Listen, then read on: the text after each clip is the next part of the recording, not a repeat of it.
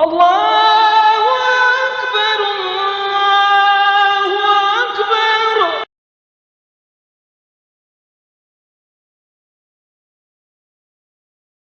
Hikmah daripada syarak ni, seseorang itu tidak boleh mengahwini adik-beradik isteri dia, sama ada kakak ke adik ke, tak boleh.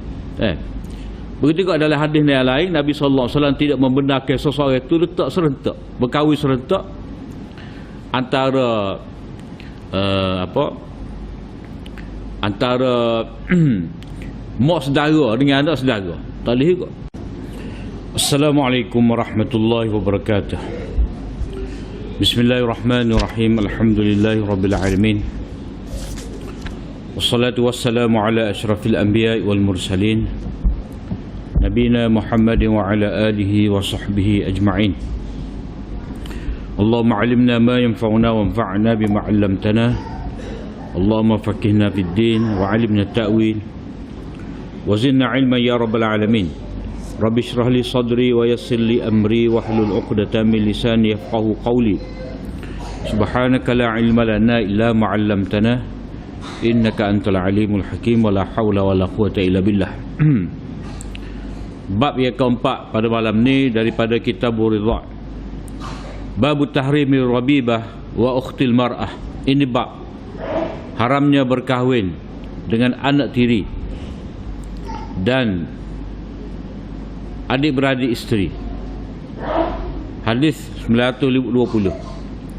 Hadis Ummi Habibah qalat qultu ya Rasulullah hal laka fi binti Abi Sufyan qala fa'af'alu madha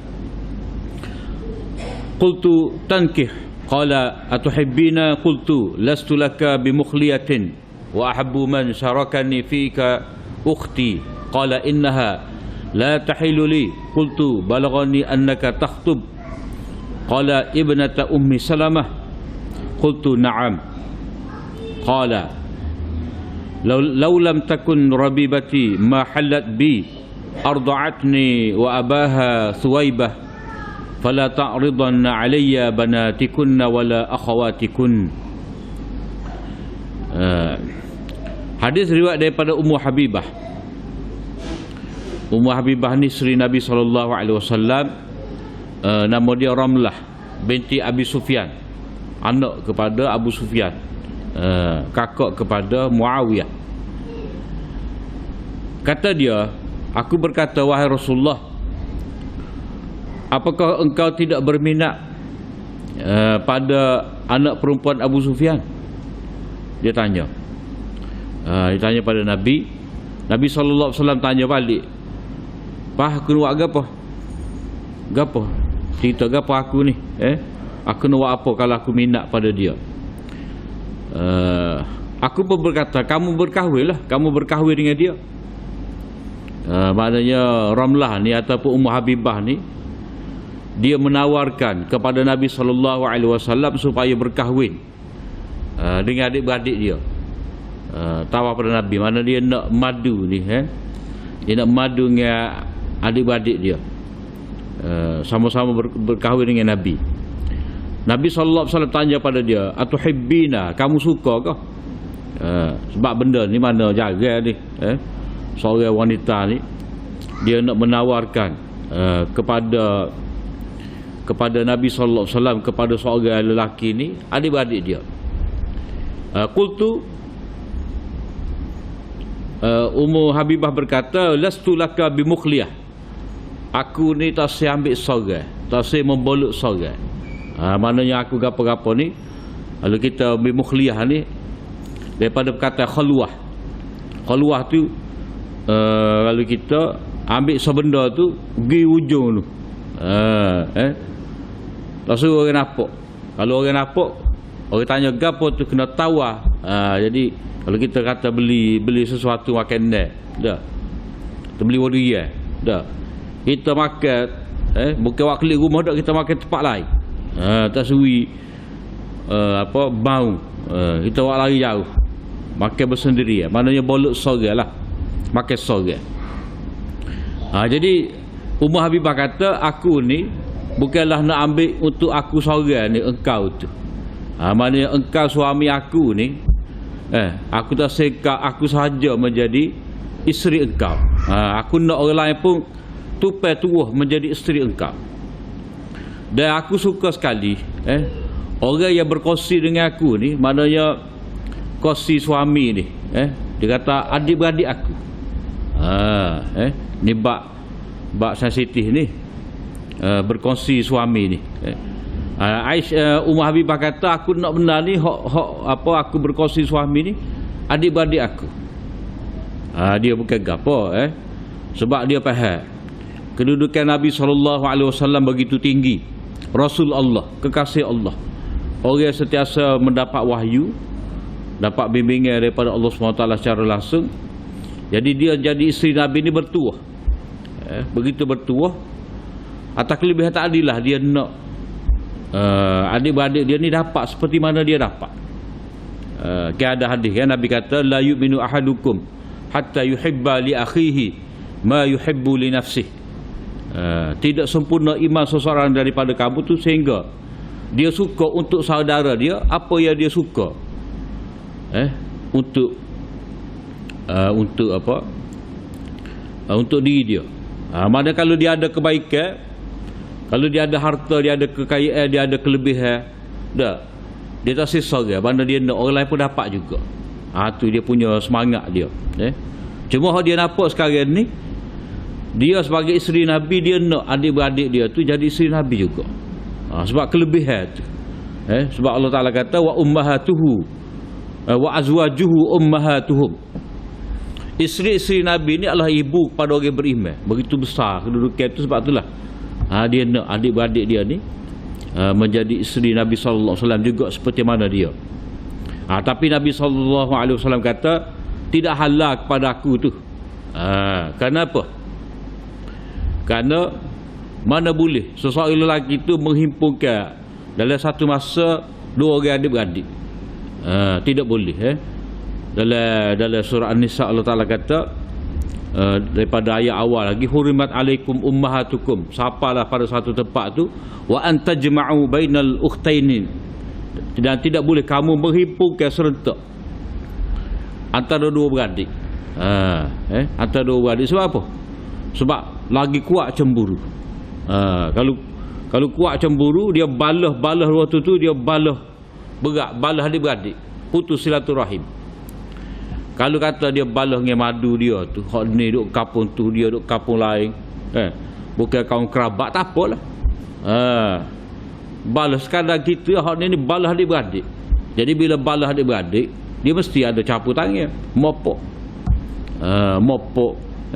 Adik-beradik orang lain, keluarga terdekat. Maka sebab itulah hikmah daripada syarak ni, seseorang tu tidak boleh mengahwini adik-beradik isteri dia, sama ada kakak ke adik ke, tak boleh.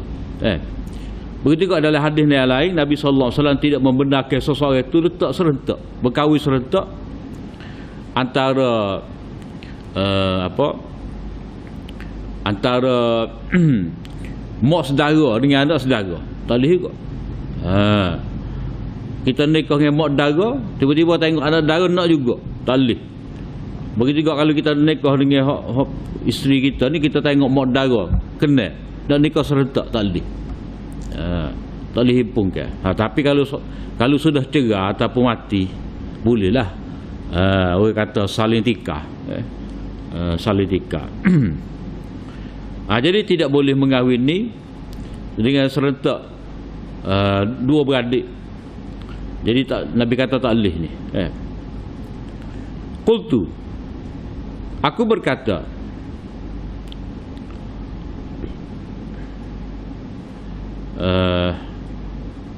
balaghani annaka takhtub, aku mendapat tahu engkau memindah. Qala ibnata Ummi Salamah. Qultu balaghani annaka takhtub, sampai kepada aku ni engkau ni memindah, mana nak berkahwin. Nak berkahwin. Nabi katanya, anak Ummu Salamah kau? Aku kata ya. Aisyah kata ya. Nabi SAW kata, Kalau tidak sabit anak tiri aku pun tak halal kepada aku. Kenapa? Kerana Suwaibah itu telah menyusukan aku dan juga bapanya. Maknanya aku ni tak boleh berkahwin dengan anak Ummu Salamah. Anak Ummu Salamah ni boleh jadi yang bernama Habibah. Boleh jadi yang bernama Habibah ke Zainab. Zainab. Yang bernama Zainab. Habibah tu anak pada Ramlah. Yang bernama Zainab. Jadi aku dapat tahu engkau minta anak Ummu Salamah kau. Nabi kata tak boleh sebab dia anak tiri. Dia anak tiri aku, mana boleh. Jadi berkenaan dengan anak tiri ni, kalau seseorang tu telah berkahwin dengan ibu dia, dan telah berlaku persetubuhan dengan bini dia tadi, ada anak tiri, maka tak boleh dah berkahwin. Berkahwin dengan anak tiri. Wa rabaibukumul lati fi hujurikum min nisaikumul lati dakhaltum bihin fa illam takunu dakhaltum bihinna fala junaha alaikum. Dalam bab berkenaan dengan perempuan yang haram kamu berkahwin ni, iaitu anak-anak tiri kamu hak ada jagaan di bawah kamu yang mana kamu telah bersetubuh dengan ibunya. Kalau kamu tidak bersetubuh dengan ibu dia, tak apa, kamu boleh nikah. Maknanya cuk, tak adik. Malah nikah tu penipala dia kata tak adik kita dua cerah. Dia pun agak nak nikah dengan anak demo. Jadi dari segi hukum tu boleh, tapi moral lah. Dari segi akhlak tu kena berjuruh hendak. Ada. Jadi bala pula anak dengan mak. Tapi pada urufnya mak dia ngalah lah. Dia ngalah. Tapi kalau seorang tu berkahwin dengan seorang perempuan, automatik dengan akad nikah tu haram dia berkahwin dengan mak kepada bini dia tu. Tu tua. Dia tak ada syarat. Semata-mata berkahwin al-aqdu. Al-aqdu alal bint tuharrimul akad nikah dengan seorang anak perempuan, akad nikah dengan seorang perempuan, maka automatik haram berkahwin dengan mak dia. Tapi kalau orang tu akad nikah dengan seorang perempuan, dah belum berlaku persetubuhan, dah dia nak berkahwin dengan anak tiri dia, boleh lagi kalau belum berlaku persetubuhan. Dia ada beza tu sebab apa? Sebab hak mana sebenarnya dia boleh bertolak ansur. Maknanya kalau mak tu dah anak dia dah tok laki dia ni nak nikah dengan anak tiri dia, belum berlaku persetubuhan lagi, mana dia boleh korbankan hak dia bagi kepada anak perempuan dia.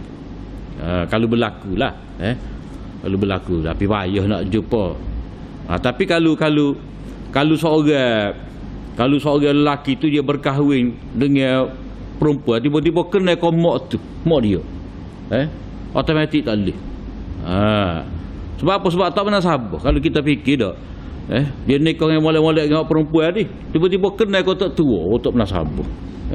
Dah. Ada berlaku lagu tu memang pecah hati perempuan tu. Pasal mana ni dah. Jadi benda tu ada dalam hukum dan mungkin berlaku. Kalau tidak dalam masyarakat kita, masyarakat jahiliah. Ada masyarakat jahiliah. Masyarakat jahiliah ni dengan mak tiri yang nikah. Sebab apa? Dia kira sebagai harta pusaka ayah dia. Ayah dia mati, ayah dia dulu nikah. Ayah dia nikah 10 orang, 20 orang. Zaman jahiliah dulu. Tak ada hak. Jadi dia ni anak sulung ayah dia. Dengan meeting hak mula-mula. Dah. Bila ayah dia mati, mak dia hak bosu tu, dah, dia kena. Dia kira saka untuk dia boleh nikah. Itu masyarakat kalau tidak ada agama, tidak ada wahyu, peraturan Allah SWT. Maka Allah Taala waktu tapak. Hak mana boleh berkahwin, hak mana tak boleh. Kerana mengambil kira banyak perkara. Sebenarnya hak boleh nikah ramai lagi. Wa hilalakum ma wara'a dzalikum. Hak kamu boleh nikah tu ramai lagi. Hak Tuhan sebut ni berapa je, tak banyak. Hak tak boleh nikah, orang lain tu boleh nikah. Boleh tahan nak nikah.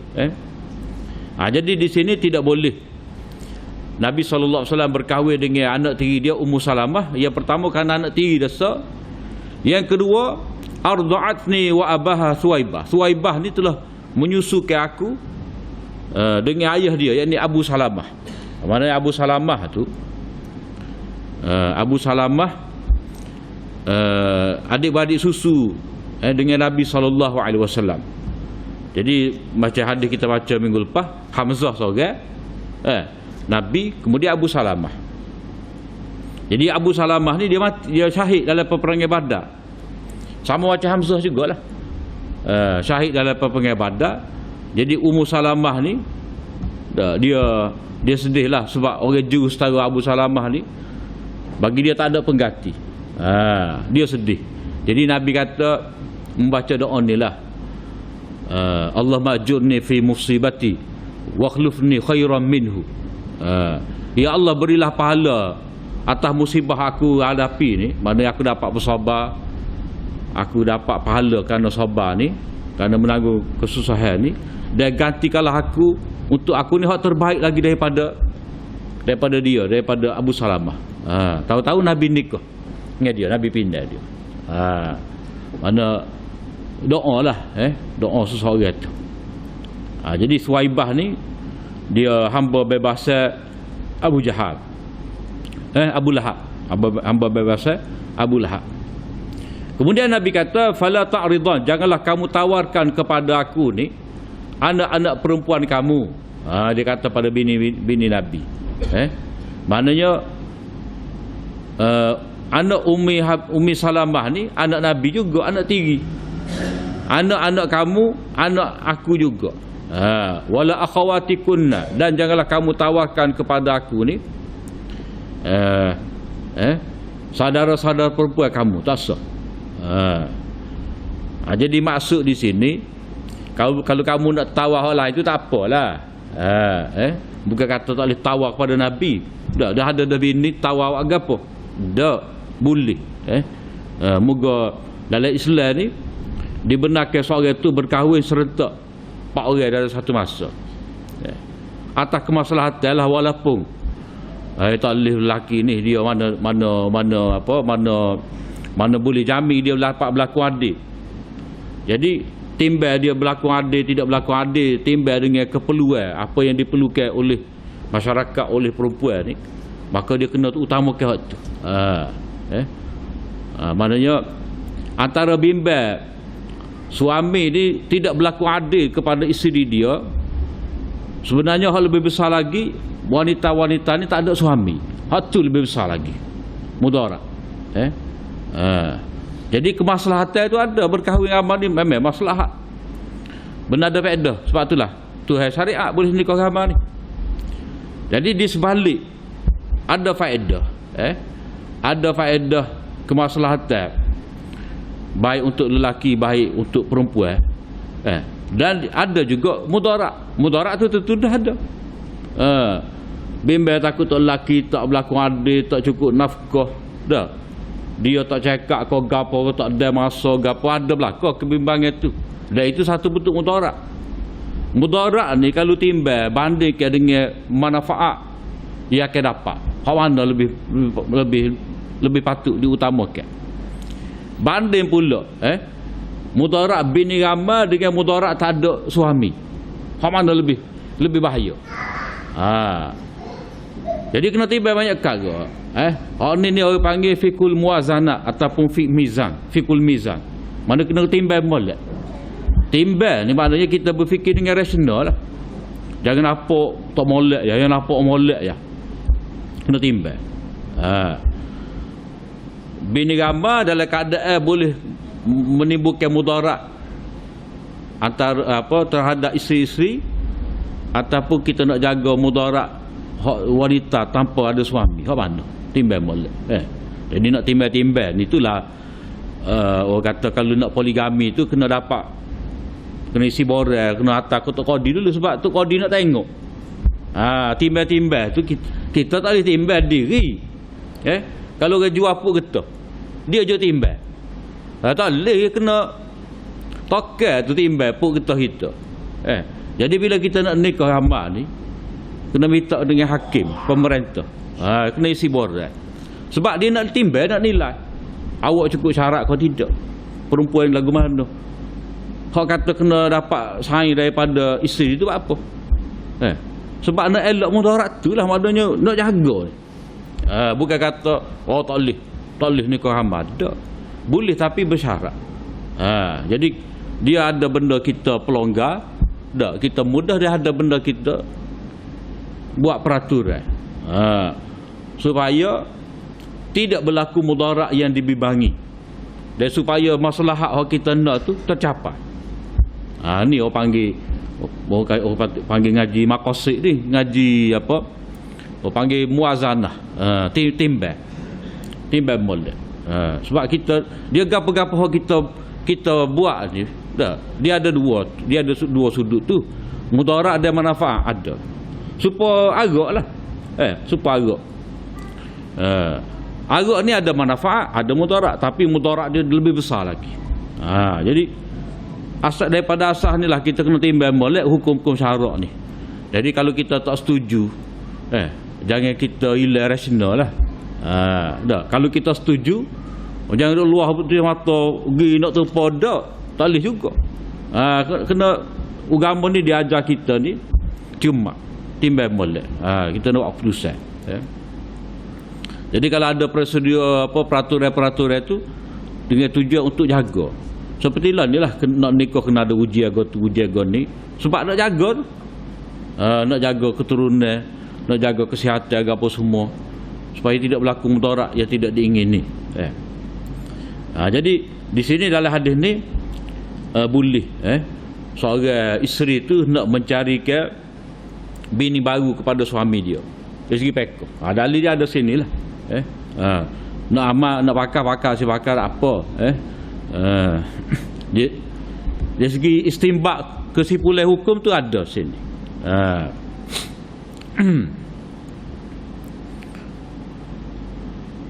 Dan kita boleh tengok juga di sini semangat tadi, maknanya nak kebaikan. Nak kebaikan tak sesorang. Semangat tu maknanya Ummu Habibah ni nak adik-beradik dia dapat kebaikan.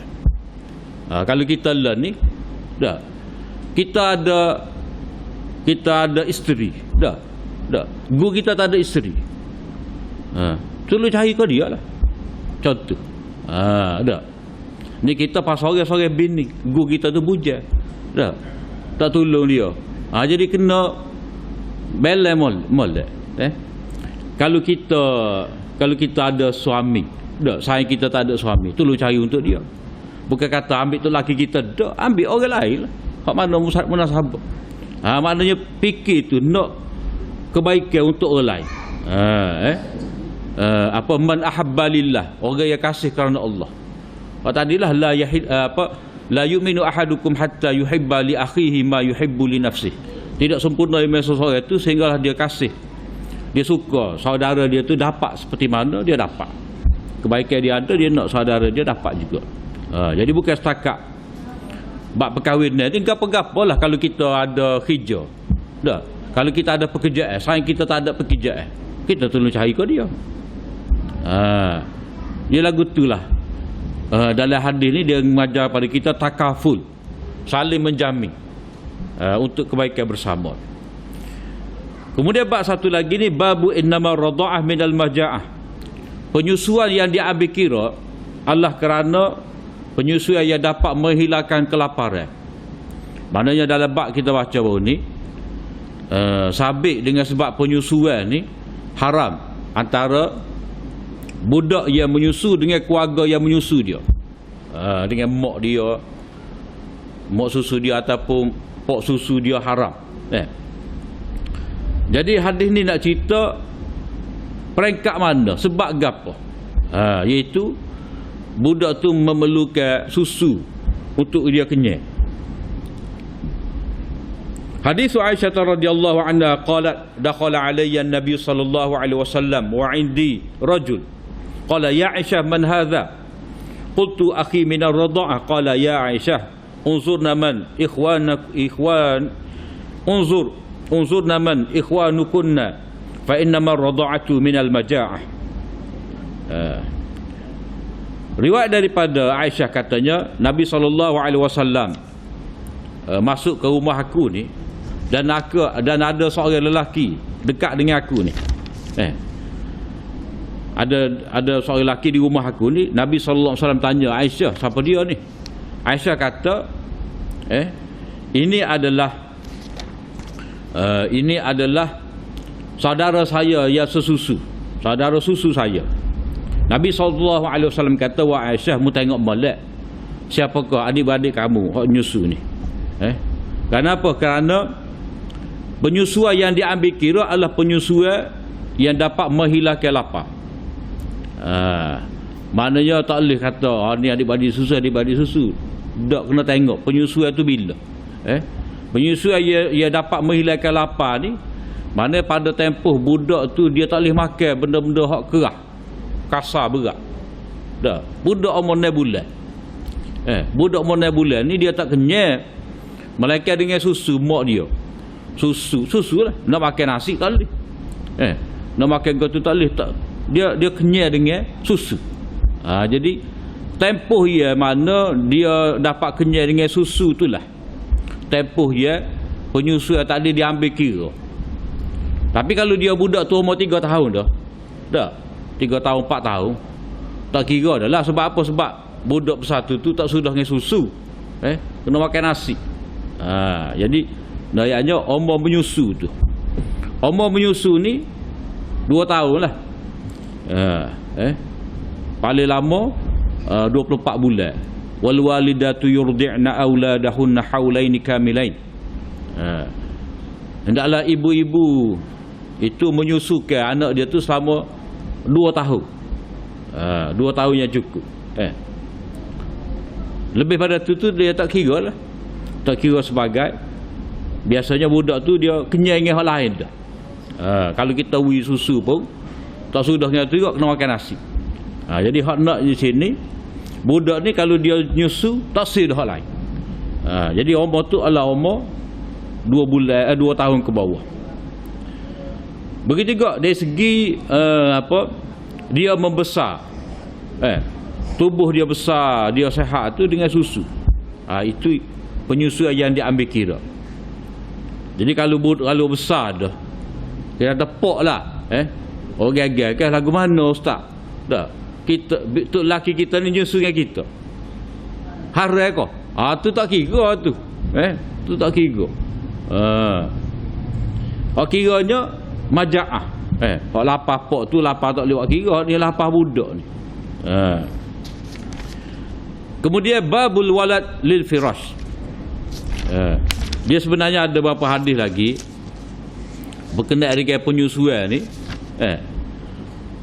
Kalau kata lapar, hilang lapar dengan susu, berapa kali ni maksudnya dalam tempoh umur berapa?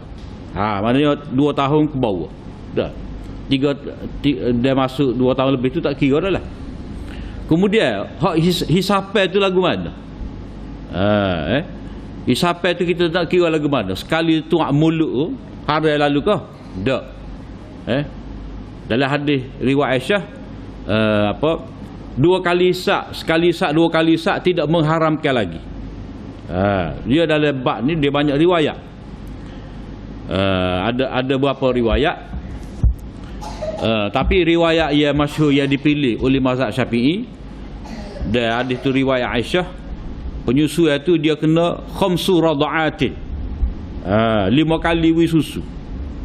5 kali wi susu tu harimna, barulah haram. Mana sekali dia buh dada dia tu budak tu isak tak lagi. Itu baru sekali. Mana kalau kita katalah ambil budak, kita peluk dakak dia tak dada, dia pun isak sekali. Dia isak tu dia pun berhenti. Dia berhenti. Dia tukar alik ni pula.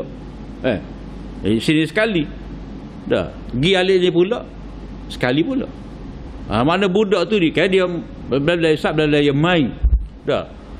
Ya berhenti dia tengok orang ke apa. Jadi dia berhenti tengok orang tu kira hak kedua dah tu.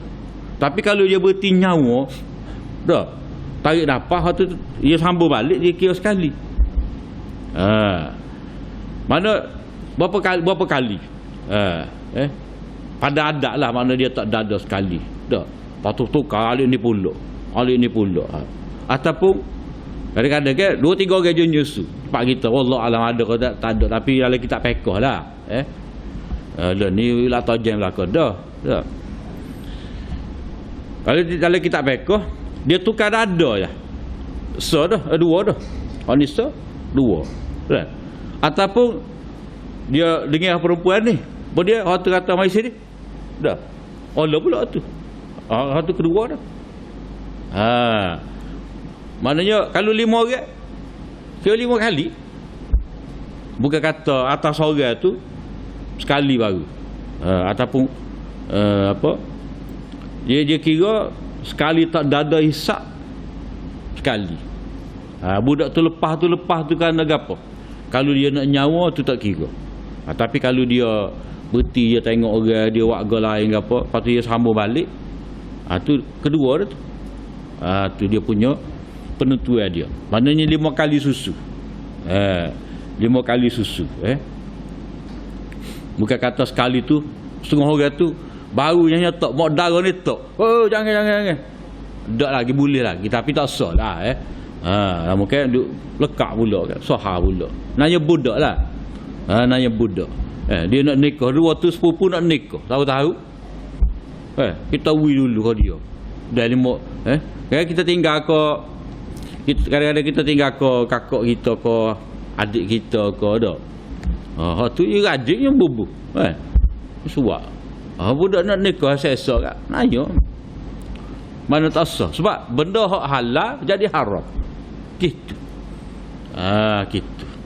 Sebab itulah kalau orang Arab zaman Nabi tu dah hak nyusu tu bukan orang kota Mekah tu. Pergi luar tu Halimatus Saadiah tu di perkampungan lain. Jauh. Cuma apa tadilah hak pergi sekali tu ada Hamzah.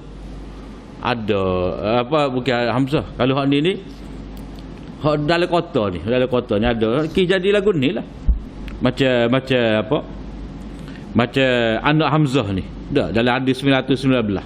Tak boleh lah. Walaupun tu sepupu Nabi, tak boleh lah sebab Hamzah dengan Nabi tu adik-adik susu, disusukan oleh Thuwaibah.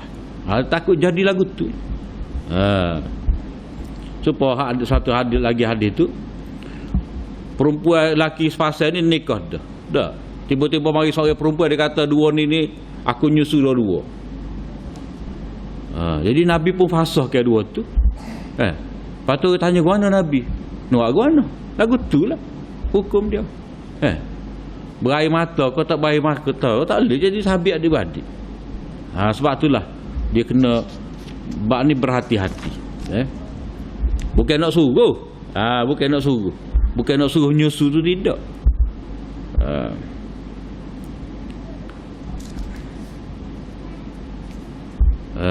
Berapa kisah? Nampak lagi tak? Bab satu lagi ni babul walak lil firash wa tawakkil syubhat. Ini bab anak tu tuan punya milik dibengkan kepada tuan punya tilam.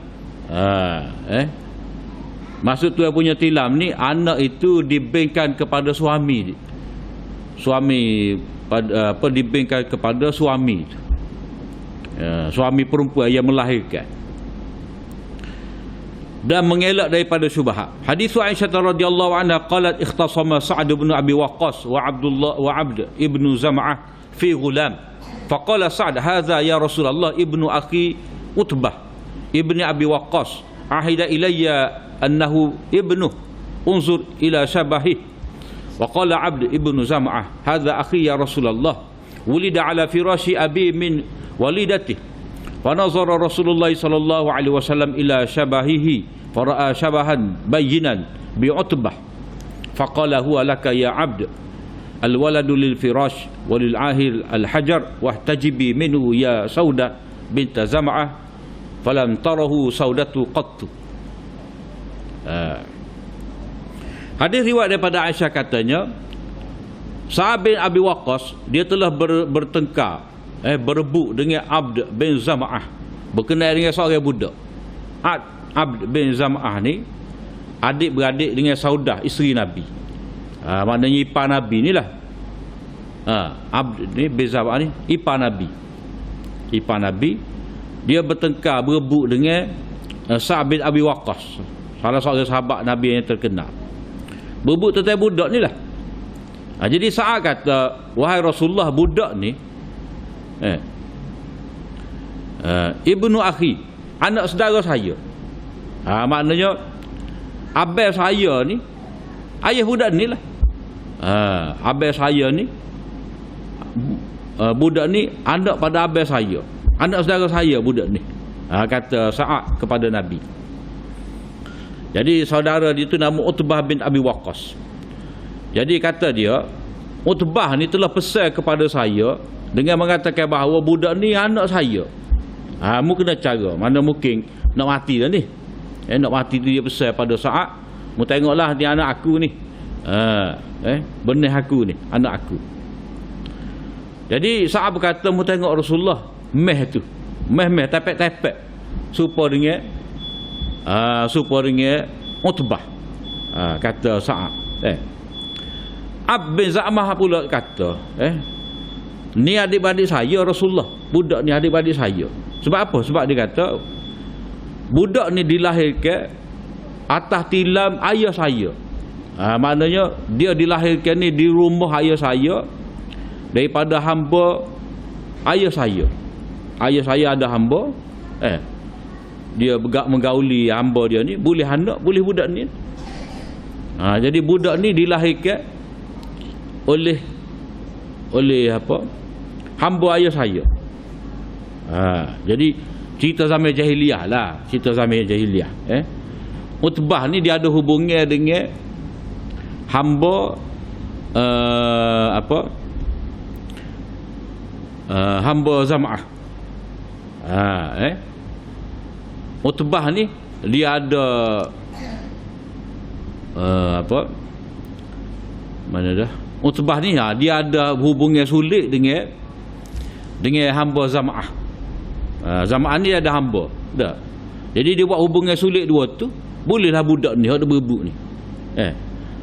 Jadi Utbah ni dia dakwa ini anak saya, sebab saya lah yang menyebabkan hamba tu hamil.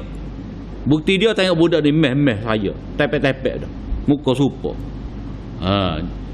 Abd bin Zam'ah ni kata tidak.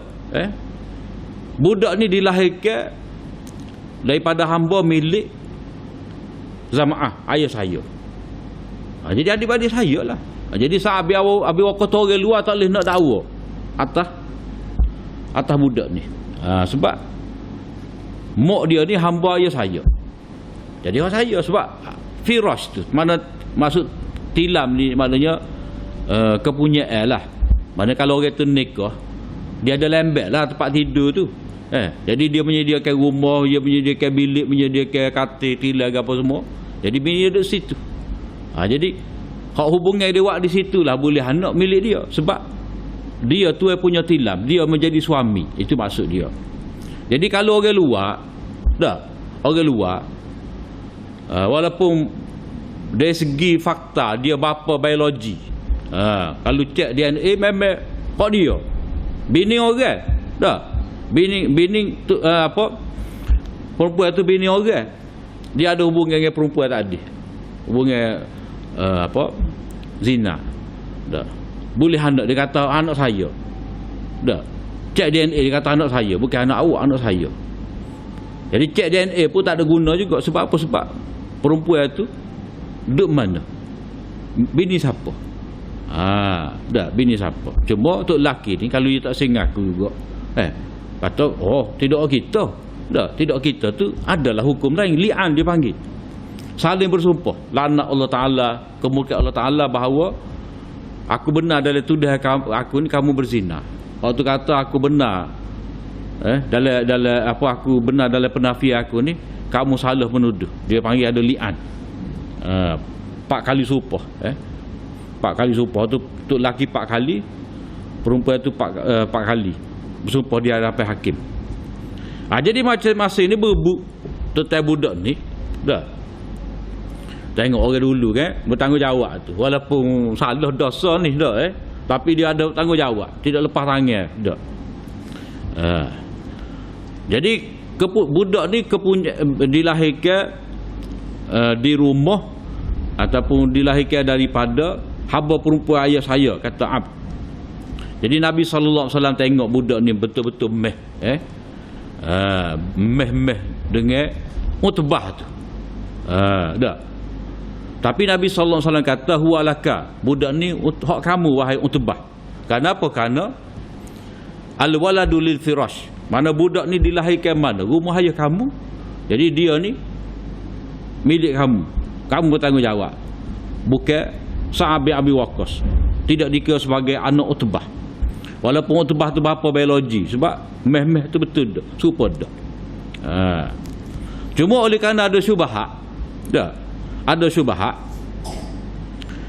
walaupun budak ni dibengkel kepada Zam'ah, tapi meh tu meh utbah.